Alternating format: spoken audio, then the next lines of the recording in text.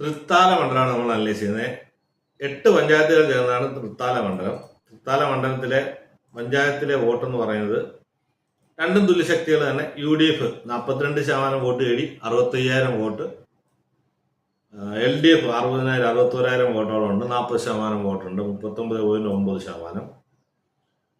BJP 16,319, 10.7% BJP പിടിച്ചത്. 11 പേര് vote ചെയ്യുന്നുണ്ട്.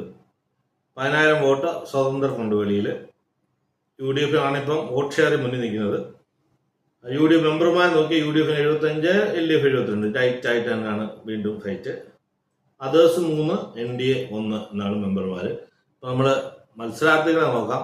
അതിൽ 2026 സെയിം ആൾക്കാർ തന്നെയാണ് നിൽക്കുന്നത്.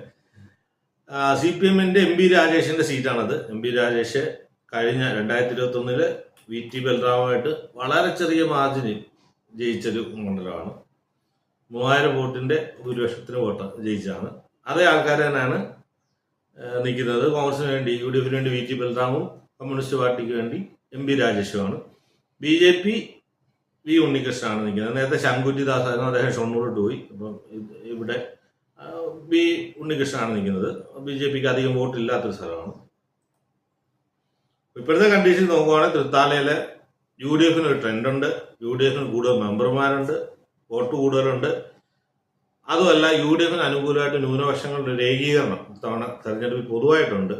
ക്രിസ്ത്യൻ മുസ്ലിം വോട്ടുകൾ കഴിഞ്ഞ തവണ LDFിലോട്ട് പോയ ക്രിസ്ത്യൻ മുസ്ലിം വോട്ടുകളെല്ലാം നേരെ UDFിൽ എത്തുമെന്നാണ് എൻ്റെ ഒരു അനാലിസിസ് ഈ ഇലക്ഷനിൽ. അപ്പം അതുകൊണ്ട് UDF വോട്ട് കൂട്ടും. അതേപോലെ LDFന് എതിരെ ഒരു ഭരണവിരുദ്ധതയുണ്ട്. 4,000-5,000 വോട്ട് വരെ കുറയും. എഫക്റ്റീവ്ലി തൃത്താല UDF തിരിച്ചു പിടിക്കും. തിരിച്ചു പിടിക്കുക, അട്ടിമറി എന്ന് പറയാൻ പറ്റില്ല, തുല്യശക്തികളാണ്. അപ്പോൾ LDFന്റെ നിന്ന് UDF പിടിക്കും തൃത്താല എന്നാണ് എൻ്റെ അനാലിസിസ്.